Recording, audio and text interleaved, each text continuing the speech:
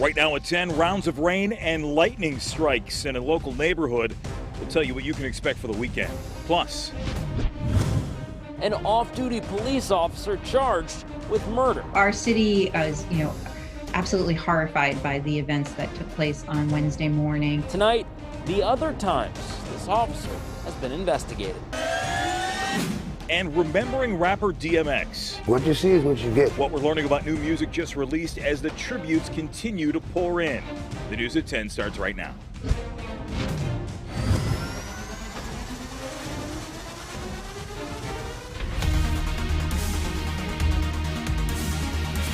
Off the top, an off-duty Pentagon police officer facing murder charges after shooting 2 men.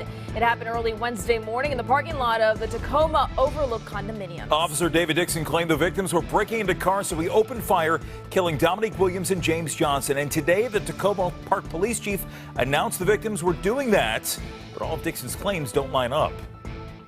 Our investigation revealed that Mr. Dixon's overview of events was inconsistent with the facts in the case, and that Mr. Dixon had no lawful or justifiable reason to shoot and kill Mr. Williams and Mr. Johnson. He was a civilian who acted as a civilian who happened to be a law enforcement officer in another jurisdiction. That being said, we do not believe that Mr. Dixon had any law enforcement powers in the state of Maryland. Officer Dixon taken into custody this morning without incident, but tonight we're learning this is not Dixon's first time getting into trouble. Fox 5's Josh Rosenthal has a look at video of a previous incident. He joins us live tonight from Tacoma Park.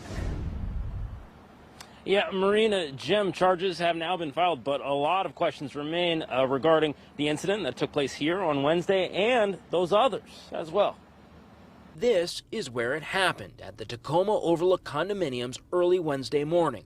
Police say off-duty Pentagon police officer David Hall Dixon saw a car being broken into before confronting 3 men who ultimately tried to drive off.